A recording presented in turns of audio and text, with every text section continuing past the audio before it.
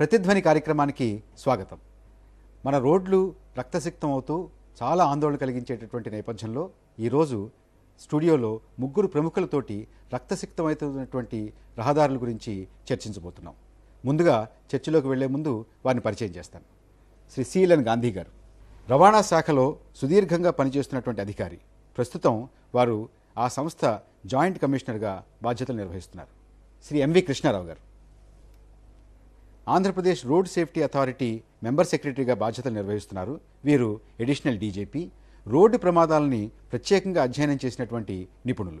Doctor why Satyanarayana గారు రవాణా రంగంలో దేశంలోనే నిష్ణాతులైనటువంటి అధికారి. చాలా సంవత్సరాలు ఆంధ్రప్రదేశ్ రాష్ట్ర రోడ్డు రవాణా సంస్థలో పనిచేసినటువంటి వారు. ప్రస్తుతం అడ్మినిస్ట్రేటివ్ స్టాఫ్ కాలేజ్ ఆఫ్ ఇండియాలో ఓఎన్జీసీ చైర్ ఇన్ ఎనర్జీ మేనేజ్మెంట్గా వారు బాధ్యతలు నిర్వహిస్తున్నారు. చర్చలోకి వెళ్లే ముందు రోడ్డు ప్రమాదాల మృతుల మీద ఒక నివేదికని మనం చూద్దాం. ప్రతి ఏటా జరుగుతున్న రోడ్డు ప్రమాదాలు, మృతుల వివరాలను పరిశీలిస్తే గుండెల పిండే సంఘటనలెన్నో ఉన్నాయి.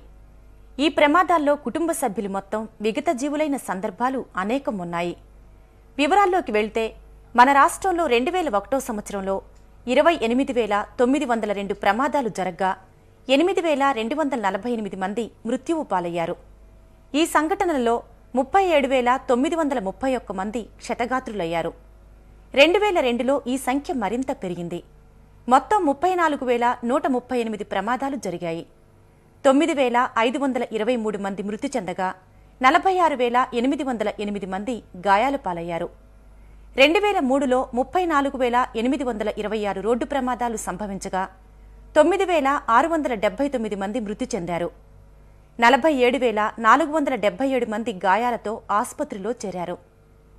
ఈ ఏడాది మార్చి 31 వరకు జరిగిన 10,106 రోడ్డు ప్రమాదాల్లో 2,994 మంది ప్రాణాలు కోల్పోయారు. 16,071 మంది గాయాల పాలయ్యారు. ఏప్రిల్, మే నెలల్లో జరిగిన సంఘటనల్లో మరో 379 మంది చనిపోయారు. మరో ఆశ్చర్యకరమైన విషయం ఏమిటంటే భీకరంగా జరిగే యుద్ధాల్లో కంటే ప్రమాదాల్లోనే మరణాలు అధికంగా ఉన్నట్లు పరిశీలనలో తేలింది. ప్రపంచంలో జరిగే ప్రమాదాల్లో మన దేశంలో జరుగుతున్నవే 10% వరకు ఉన్నాయి. అలాగే దేశం మొత్తం మీద జరుగుతున్న ప్రమాదాల్లో మన రాష్ట్రంలోనే 10% వరకు ఉన్నాయంటే ప్రమాదాల తీవ్రత ఎంత ఉందో తెలియజేస్తోంది. దేశంలో ఏటా రోడ్డు ప్రమాదాల్లో 90,000 మంది మృత్యువాత పడుతున్నారు. మన రాష్ట్రంలో గత దశాబ్ద కాలంలో సగటున ఏటా 6,600 మంది ప్రాణాలు కోల్పోతున్నారు. రాష్ట్రంలో గత 3 ఏళ్లలో 30,000 మంది చనిపోయారు. ఈ దశాబ్దంలో రాష్ట్రంలో సగటున 10,000 మంది మృతి చెందారు. మరింత వివరంగా చెప్పాలంటే రోజుకు 95 ప్రమాదాలు జరుగుతుండగా 26 మంది చొప్పున ప్రాణాలు కోల్పోతున్నారు. అయినా సమాజం మాత్రం స్తబ్దంగా సోద్యం చూస్తోంది. ప్రభుత్వాలు సైతం ప్రమాదాల నివారణకు సరైన కృషి సాగించటం లేదు. గాంధీ గారు, మీతో మొదలు పెడదాం. సంవత్సరానికి దాదాపుగా ఆంధ్రప్రదేశ్లోనే 10,000 మంది పైగా మృతి చెందుతున్నారు రోడ్ల మీద ప్రమాదవశాత్తు.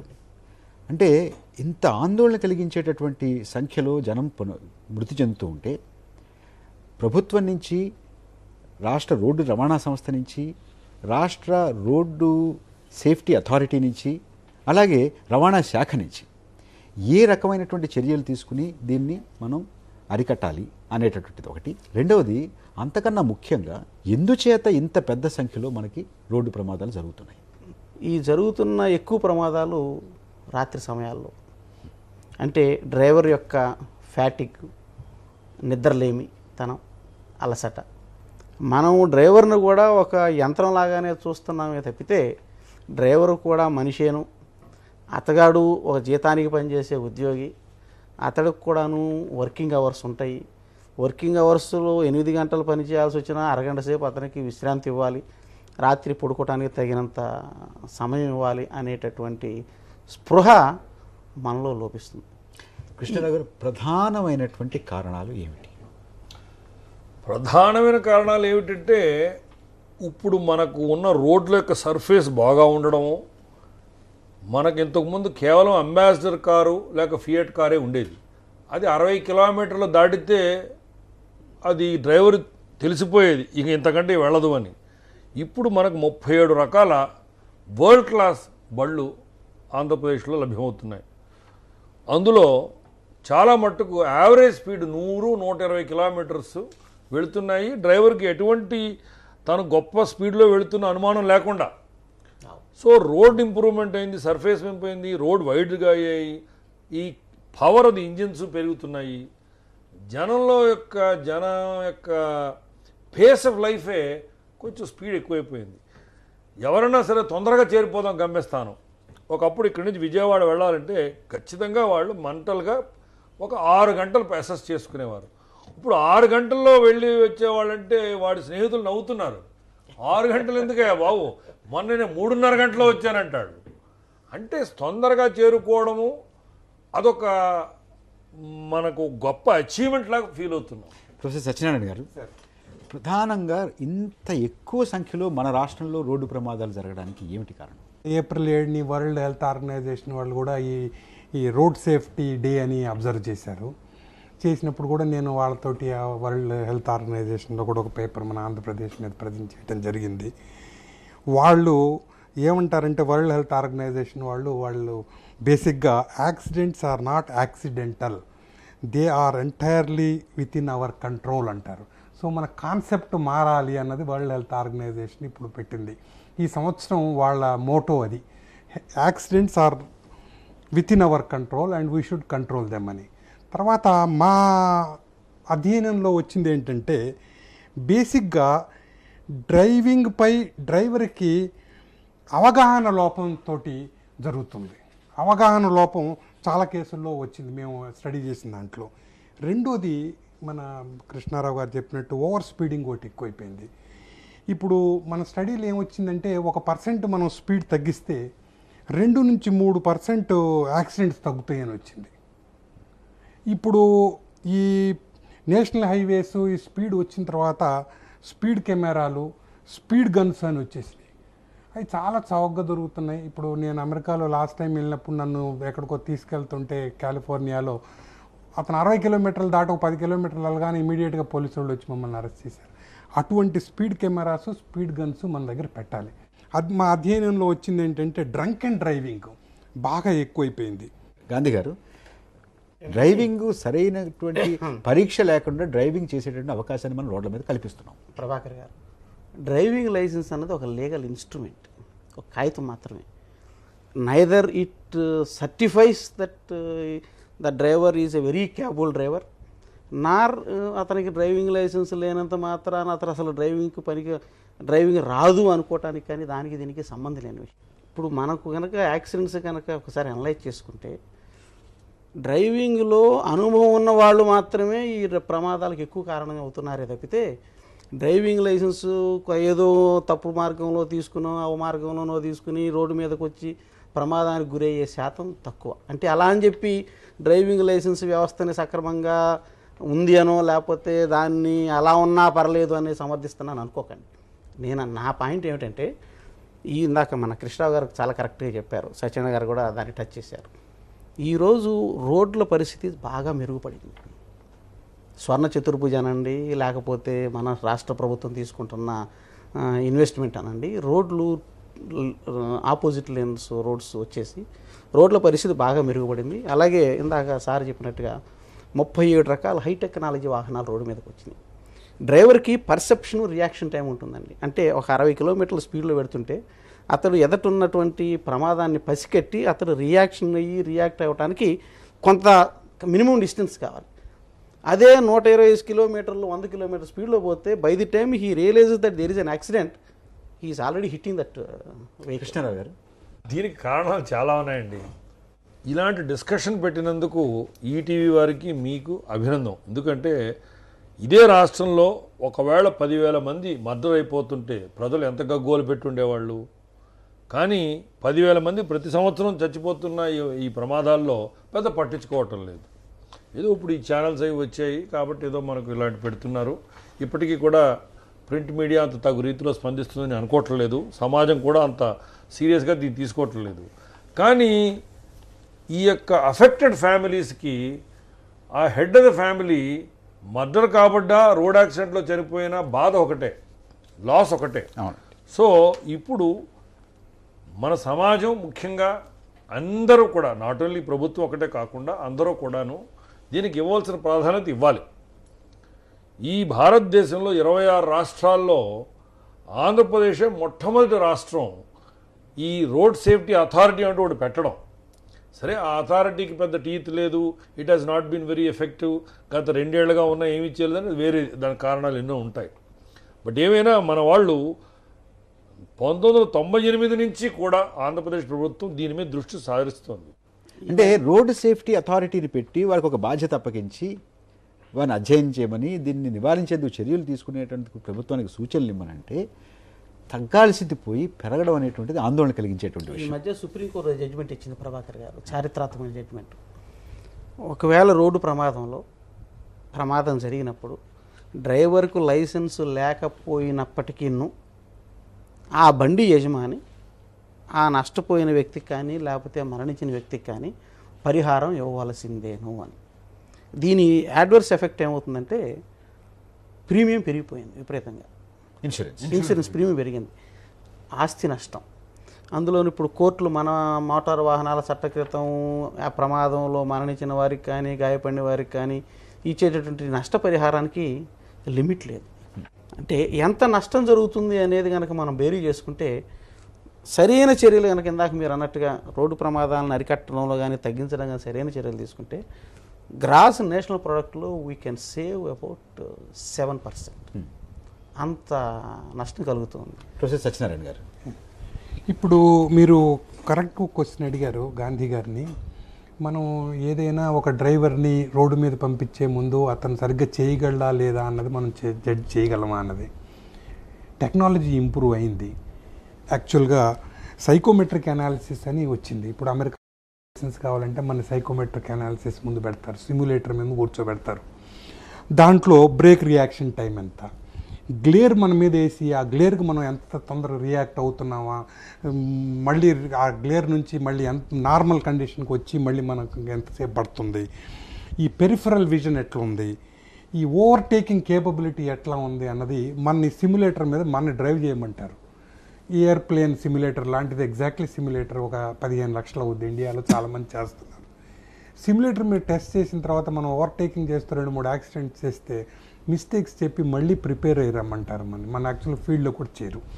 ఇట్లా సైకోమెట్రిక్ అనాలిసిస్ అన్నది చాలా ఎసెన్షియల్. డ్రైవింగ్ ట్రైనింగ్ ఎక్కడ చేయాలన్నా మనం టెస్ట్ ట్రాక్లోనే కాకుండా సైకోమెట్రిక్ అనాలిసిస్ కూడా ఈ మధ్య చేసి మేము ఇంట్రడ్యూస్ చేసాం. ఆర్టీసీలో సైకోమెట్రిక్ అనాలిసిస్ చేయాలని హెవీ వెహికల్ డ్రైవర్స్కి. దాని మూలంగా కొంత ఉపయోగం ఉంటుంది. కాస్ట్ ఎక్కువ కాకుండా ఈ సిమ్యులేటర్లో మనం చేయొచ్చు. అదొకటి.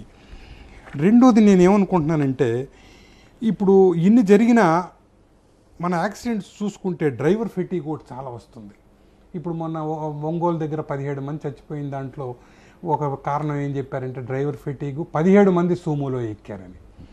ఈ ఓవర్లోడింగు, ఈ డ్రైవర్ ఫెటీగు తర్వాత అన్నవి వచ్చిన తర్వాత మేము అనలైజ్ చేయించాం, డ్రైవర్లను ఇంటర్వ్యూ చేసాం, తర్వాత ఆర్టీసీ మేనేజ్మెంట్ని ఇంటర్వ్యూ. చర్చని కొనసాగించే ముందు జాతీయ రహదారుల్లో ఉన్నటువంటి డ్రైవర్లు వారు ఏమనుకుంటున్నారో ఒకసారి పరిశీలిద్దాం. చేతితో సెల్ ఫోన్ పట్టుకొని ఒక చేతితోటి ఎక్సిలేటర్ కంట్రోల్ చేసి ఇవతల ఫోన్ మాట్లాడుతుండ్రు, ఇవతల బండి వెళ్తుంది. మరి ఈ ప్రమాదాలకి అవడానికి స్కోప్ ఉంటుంది కదండి. బండి చాలా కంట్రోల్గా తోలాలా, ఎక్కడి నిద్ర వస్తుందో అక్కడ ఆపేయాలి. 60 కిలోమీటర్ దూరం, 100 కిలోమీటర్ దూరం ఒక విశ్రాంతి రెస్ట్ రూమ్ లాగా డ్రైవర్స్ ఉంటే అది బాగుంటుంది. అన్ఎక్స్పెక్టెడ్గా జరగచ్చు. కారణం అంటే డ్రైవర్ తప్పిదం కూడా ఉంటుంది. కొంతమంది తాగడం అలా ఉంటుంది, కామన్ డ్రైవర్ అయిన తర్వాత తాగి అన్ఎక్స్పెక్టెడ్ మారుతుంది.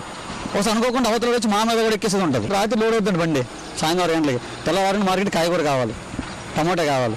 10 గంటలకు వస్తే కొనరు కదా, కాబట్టి కంపల్సరీగా నాకు నిద్రలాగా కొట్టాలి. అలాంటప్పుడు అనుకోకుండా జరుగుతుంటాయి. కాలేజ్ కానీ టాటా సూమో కానీ ఇటువంటి వెహికల్స్ ఉన్నాయంటే జస్ట్ విత్ ఇన్ సెకండ్స్లో నేను 120 to 100 to 120 కిలోమీటర్స్ స్పీడ్ తీసుకునేటువంటి అవకాశం ఉంది. స్పీడ్ చాలా థ్రిల్లింగ్గా ఉంటుంది కనుక ఎవరైతే స్పీడ్గా వెళ్ళడం అనుభవం ఇచ్చే వల్ల కూడా యాక్సిడెంట్స్ ఎక్కువగా జరుగుతున్నాయి. ఇప్పుడు ఒక 700 కిలోమీటర్లు దొలాల్సి వస్తుంది ఒక రోజులో. టైమింగ్ ప్రభావంలో టైం అడ్జస్ట్ కాక కంపల్సరీ స్పీడు నైట్ నిద్ర లేకుండా దోలాల్సి వస్తుంది. అలా కూడా స్పీడ్ ఎక్కువ పోవడం, నిద్ర లేకుండా పోవడంలో యాక్సిడెంట్లో ఏ ప్రపోజల్ ఎక్కువ ఉంటుంది. మళ్ళీ డ్రింక్ చేసి డ్రైవింగ్ ఫాస్ట్ డ్రైవింగ్లో 2-3 రకాల కారణాలు. నిర్లక్ష్యం వల్ల కొంతమంది లైసెన్స్ లేకపోవడం వల్ల, సీనియారిటీ లేకపోవడం వల్ల, సీనియర్ డ్రైవర్ల వల్ల మాత్రం కాదు. అది ఎదరెక్కించుకొని పనిమాల అటోకల్ని ఇటోకల్ని తోలుతున్నారు. దాని మూలంగా అంటే మన కెపాసిటీ మించి తోలకూడదు. కొంతమంది తెలియక ఓవర్టేక్ చేస్తారండి. తెలియకే కానీ బస్సును ఓవర్టేక్ చేసి ఎక్కించేంత అవసరం ఆటోకి లేదండి. డ్రైవింగ్ చేసే దాంట్లో పొరపాటు అయ్యి కాదు. రెండోది ఏంటంటే మనిషి తొందరపాటు వల్లనే ఎదురు బండి వస్తూ ఉంటుంది, ముందు బండి పోతూ ఉంటుంది, మధ్యలోనే ఓవర్టేక్ చేయాలని అవగాహనతోనే జరుగుతూ ఉంటాయి ఈ 3 భాగాలు. మనిషికి తొందరపాటు డ్రైవింగ్ అనేది చాలా నష్టకరం తెస్తుంది. తొందరపాటు అనేది పనికిరాదు. డ్రైవింగ్ చేసేటప్పుడు 10 నిమిషాలు కాదు 20 నిమిషాలు లేట్ అయినా బాధ లేదు అనుకుంటే ఎప్పుడు యాక్సిడెంట్లు జరగవు. ఆటోల వాళ్ళకి తొందరపాటు ఇంత సందు దొరికినా దూరేయాలనుకుంటారు. లారీ వాడు ఎక్కడైనా ఆపుకొని లేట్ చేసుకొని మార్కెట్ అందదేమో అని ఆతృత వాడుకుంటుంది.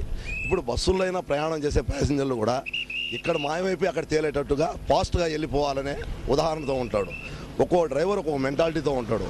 ఆ మెంటాలిటీతో ఉండే డ్రైవర్ని ఇతను ప్యాసింజర్ ఎక్కిన అతను రెచ్చగొడతాడు. ఏందండి ఆ డ్రైవింగు, ఎప్పటికంటే చేరేది, టైం ఎంత అండి అంటాడు.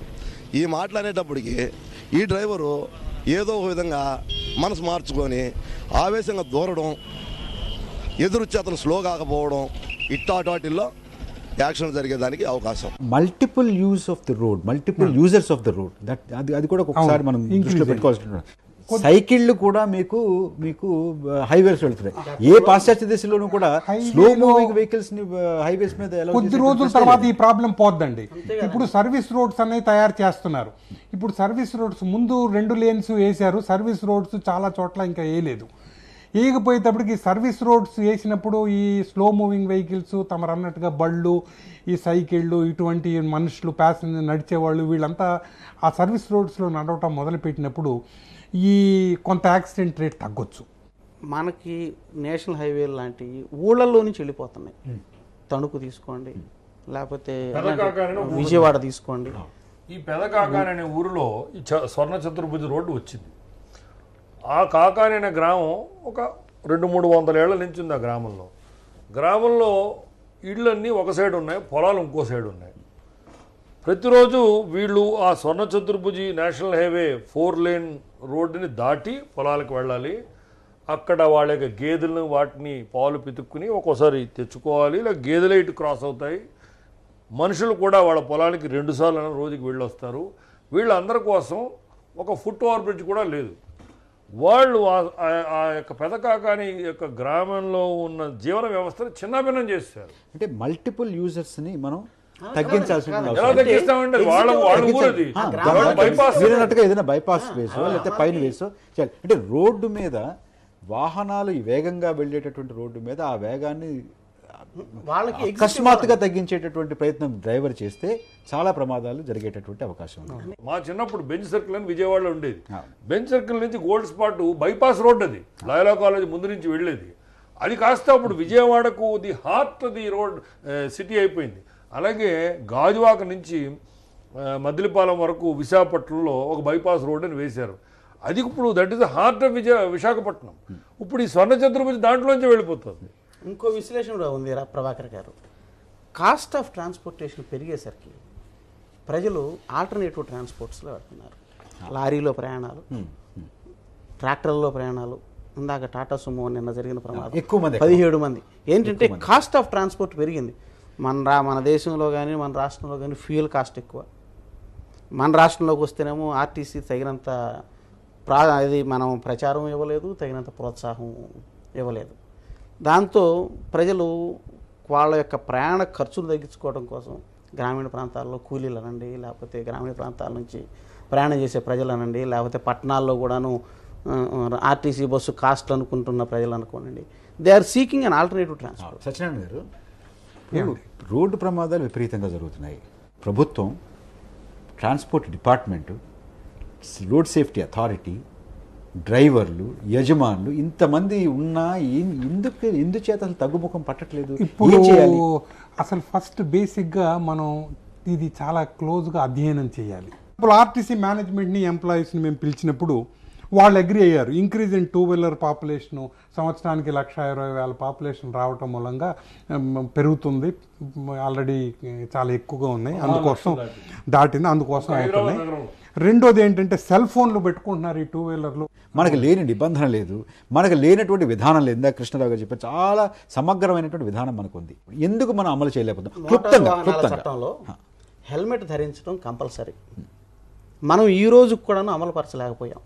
నిజంగా హెల్మెట్ ధరించడమే మనం కంపల్సరీ చేసి ఉన్నట్టయితే ఇంతమంది చనిపోయేవారు కాదు. అలాగే సీట్ బెల్ట్ కంపల్సరీగా ధరించాలి, ధరించడం లేదు. సెల్ ఫోన్ డ్రైవ్ చేస్తూ ఉండకూడదు, చేస్తున్నారు. మనం ఏం చేస్తున్నాము, వాడికి 50 రూపాయలు ఫైన్ వేస్తున్నాం, పంపిస్తున్నాం. తాగి నడపకూడదు. తాగి నడిపి వాళ్ళు ఏం చేస్తున్నారు, మన ట్రాఫిక్ పోలీసు వారు ర్యాష్ డ్రైవింగ్ కింద 250 రూపాయలు ఫైన్ వేసి వదిలేస్తున్నారే కానీ నిజానికి చట్ట ప్రకారం అది నాట్ కాంపౌండబుల్ అఫెన్స్. మనకు ఎవరన్నా ఓవర్టేక్ చేస్తున్నారు అని అనిపిస్తే అంటే ఏమిటంటే వీడి ఫీలింగ్, నన్ను ఎవరన్నా ఓవర్టేక్ చేస్తే నన్ను రేప్ చేసినంత బాధపడిపోతున్నాడు. సత్యనారాయణ గారు ఏమండి, ఇప్పుడు యాక్చువల్గా మనం కారణాలు కనుక్కొని ఆ కారణాలని ఒక్కొక్కటి మనం సాల్వ్ చేయగలిగితేనే ఇవన్నీ సాల్వ్ అవుతాయండి. ఇప్పుడు ఫర్ ఎగ్జాంపుల్ ఈ హైదరాబాద్ సిటీలో చిన్న విషయం, మేము 2 వీలర్స్ వాళ్ళని పిలిచాం. 2 వీలర్ డ్రైవర్ని పిలిచి ఏంటి మీ ప్రాబ్లం, ఎందుకు ఇంక్రీజ్ అవుతున్నాయి, 1,20,000 ప్రతి ఏడు యాడ్ అవుతున్నాయి, నెలకు ఆల్మోస్ట్ 10,000 యాడ్ అవుతున్నాయి, మీరు ఎందుకు బస్సులో వెళ్లకుండా 2 వీలర్లో వెళ్తున్నారంటే చాలా ఇంట్రెస్టింగ్ పాయింట్స్ 2-3 వచ్చినాయి. వాడు అంటాడు 300 రూపాయలు అవుద్ది సార్ నాకు కాస్ట్ 2 వీలర్ రన్ చేస్తే, ఆర్టీసీ పాస్ 500 రూపాయలు, why should I go for RTC pass? మీరు అనేది పబ్లిక్ ట్రాన్స్పోర్ట్ యొక్క ఖరీదు ఎక్కువైపోవడం వల్ల ప్రైవేట్ ట్రాన్స్పోర్ట్ మీదకి జనాలు వెళ్ళడంతో ఇప్పుడు దాంతో ఏమైంది, 1998లో 36 లక్షల మంది ప్యాసింజర్లు ఆర్టీసీ బస్సులో ట్రావెల్ చేస్తే వాళ్ళు ఫేర్ పెంచి పాస్ పెంచేటప్పటికి 36 లక్షల నుంచి 28 లక్షలకు పడిపోయింది నవంబర్ 99లో. అది ఇప్పుడు ఇంతవరకు ఈ 4-5 ఏళ్లలో కూడా మళ్ళీ 36కి రాలేకపోయారు, 30-31లో ఉన్నారు. అంటే ప్రభుత్వం రవాణా శాఖ వీరు దీన్ని సీరియస్ గా తీసుకుని ఏం చేయాలి అనేటువంటి దాని మీద పక్కన పెడదాం. మనకు ఉన్నటువంటి గాంధీ గారు అన్నారు, అసలు మేము సరిగా చేస్తే ఉండవు, ఇప్పుడు కూడా సరిగా చేయాలి. పబ్లిక్ ట్రాన్స్పోర్ట్ రవాణా కానీ పోలీస్ కానీ శాఖ, police, municipal administration, public health, ఈ అన్ని డిపార్ట్మెంట్లు కలిసి సమన్వయంగా చర్యలు తీసుకుంటే ఒకటి. 2 పబ్లిక్ ట్రాన్స్పోర్ట్ యొక్క ఎఫిషియన్సీ పెరగాలండి. నేను చెప్తానండి, గవర్నమెంట్ ఆఫ్ ఇండియా మన మినిస్ట్రీ ఆఫ్ అర్బన్ డెవలప్మెంట్ వాళ్ళు అధ్యయనం చేసి ఈ మధ్యనే ఏం చెప్పారంటే 60 లక్షల పాపులేషన్ ఉన్న సిటీలో ఫర్ ఎగ్జాంపుల్ ఢిల్లీ కానీ బాంబే కానీ ఎంత పబ్లిక్ ట్రాన్స్పోర్ట్ షేర్ ఉండాలి అని డిసైడ్ చేశారు. 75% ఉండాలన్నారు. అంటే ఉన్నటువంటి 100 ట్రిప్పుల్లో 75% పబ్లిక్ ట్రాన్స్పోర్ట్ ఉండాలంటే ఇప్పుడు 39 నుంచి 40 మధ్యలో ఉంది. చాలా పెరగాలి. ఇది పెరగటం జరగకపోగా లాస్ట్ 5-6 ఏళ్లలో తరుక్కుంటూ వచ్చింది ఈ షేర్. మనకు అన్ని చట్టాలు ఉన్నాయి, నిబంధనలు ఉన్నాయి, పాలసీస్ ఉన్నాయి, ఇంప్లిమెంటేషన్ అనుకున్నాం. ఇంకొక పార్శ్వం చాలా క్లుప్తంగా మనం స్పృశిద్దాం. యాక్సిడెంట్ అయింది అంటే మన మృతుల గురించి మనం ఆందోళన పడుతున్నాం కాబట్టి యాక్సిడెంట్ అయింది. అతనికి సమయానికి ఆ వాహనం దగ్గరికి అక్కడ బాధపడుతున్న వాళ్ళకి కనుక మనం వైద్య సదుపాయం అందించేటటువంటి పరిస్థితి కనుకుంటే ఈ మృతుల్లో చాలా సంఖ్య తగ్గేటటువంటి అవకాశం ఉంది. కానీ మీరు కానీ నేను కానీ వ్యక్తులుగా మనం ఎవరన్నా ఎక్కడైనా ప్రమాదం జరిగితే అక్కడికి వెళ్ళి వారిని రక్షించడానికి, వారిని హాస్పిటల్కి తీసుకెళ్ళడానికి చాలామంది భయపడుతున్నారు. ఏం చేద్దంటే వెళ్ళిన దగ్గర నుంచి మమ్మల్ని 1,00,000 ప్రశ్నలు వేస్తున్నారు, మమ్మల్ని రోజు కోర్టుకు తిరగమనేటటువంటి ప్రమాదం కూడా ఉంది. అని చేత మనకి ఎందుకు వచ్చిందని 100 కార్లు వెళ్ళిపోతుంటాయి, ఎవరు ఆపరు. దీనికి చట్టపరమైనటువంటి మార్పు తీసుకురావడానికి ఎందుకు మనం ప్రయత్నం చేయడం లేదు? ప్రయత్నం చేసి యాక్చువల్గా దీనికంతా కూడా దేవేంద్ర గౌడ్ గారు హోంమంత్రిగా ఉన్నప్పుడు ఆల్రెడీ ఒక డ్రాఫ్ట్ బిల్ ఉంది, కానీ అది ప్రవేశపెట్టే లోపల అసెంబ్లీ డిజాల్వ్ అయిపోయింది. అందులో ఆలస్యంగా అంటే one of the provisions is a person who reports about an accident or renders aid to an injured will not be cited as a witness in the charge sheet. Medico legal దాంట్లో కోర్టులో అతని యొక్క వాంగ్మూలం కానీ ఆయన సాక్ష్యాలు కానీ అవసరం లేదు. సత్యనారాయణ గారు ఇంతకాలం పట్టాలా దీనికి? చట్టం అవ్వలేదు. అసలు దీని గురించి తీసుకురావాలి అనేటటువంటి ఒక ధ్యాస రావడానికి ఇన్ని సంవత్సరాలు పట్టాలి. ఈ ధ్యాస కూడా సుప్రీం కోర్టు వారు ఈ ప్రైవేట్ హాస్పిటల్స్ మెడికో లీగల్ కేసుల్ని అడ్మిట్ చేయకుండా ఒక మనిషి చూస్తుండగానే చనిపోతున్నా సరే గవర్నమెంట్ హాస్పిటల్కి తీసుకువెళ్ళండి అన్నప్పుడు పబ్లిక్ ఇంటర్కెస్ లిటిగేషన్లో వాళ్ళు చెప్పారు, హిపోక్రాటిక్ ఓత్ తీసుకున్న డాక్టర్గా మీరు ముందు ప్రాణాన్ని కాపాడండి. సత్యనారాయణ గారు, ఏమండి ఇంతకాలం పట్టాలా? పట్టకూడదండి. యాక్చువల్గా చాలా విషయాలు కూడా రాలేదు. ఇప్పుడు లాస్ట్ 5-6 ఏళ్లలో మేము ఈ హైదరాబాద్ సిటీలో 2 వీలర్స్ పెరగకుండా చూడాల్సిన మార్గాలు ఏంటి అని చెప్పి చాలా సీరియస్గా ట్రై చేస్తున్నాం. దాన్ని ఆ గ్రోత్ రేట్ అంత ఉండకూడదు, తగ్గించాలి. పబ్లిక్ ట్రాన్స్పోర్ట్ షేర్ 39 నుంచి 75 కాకపోయినా అట్లీస్ట్ 60%కి రావాలి అంటే ఏం చేయాలి అన్నది అధ్యయనం చేయటం జరిగింది, చెప్పడం జరిగింది. కానీ నేను చెప్పినట్టుగా అన్ఫార్చునేట్గా అది పెరగటం మాట దేవుడు ఎరుగు, తగ్గుకుంటూ వచ్చింది. అభివృద్ధి చెందినటువంటి పాశ్చాత్య దేశాల్లో సంవత్సరానికి రోడ్డు ప్రమాదాల్లో మృతి చెందేవారి సంఖ్య రాను రాను తగ్గుతూ ఉంటే మనలాంటి దేశాల్లో మన రాష్ట్రంలో సంవత్సరానికి మృతి చెందేవారి సంఖ్య పెరుగుతూ వస్తుంది. ఇది చాలా ఆందోళన కలిగించేటువంటి విషయం. అయితే మన దేశంలో కానీ మన రాష్ట్రంలో కానీ చట్టాలకు కానీ నిబంధనలకు కానీ సమగ్రమైనటువంటి విధానాలకు కానీ ఆ విధానాలను అమలు చేయడానికి కావాల్సినటువంటి యంత్రాంగానికి కానీ లోట్లేదు.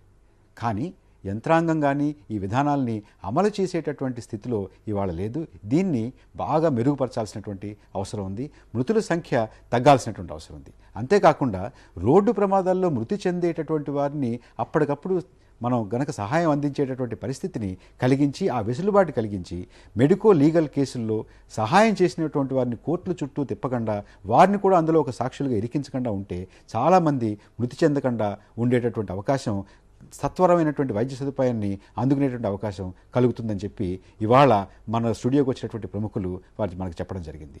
ఈ చర్చని ఇంతటితో ముగిద్దాం. రేపు మళ్ళీ ఒక ఆసక్తికరమైనటువంటి ముఖ్యమైనటువంటి విషయం మీద చర్చతోటి ప్రతిధ్వని మీ ముందుకు వస్తుంది. నమస్కారం.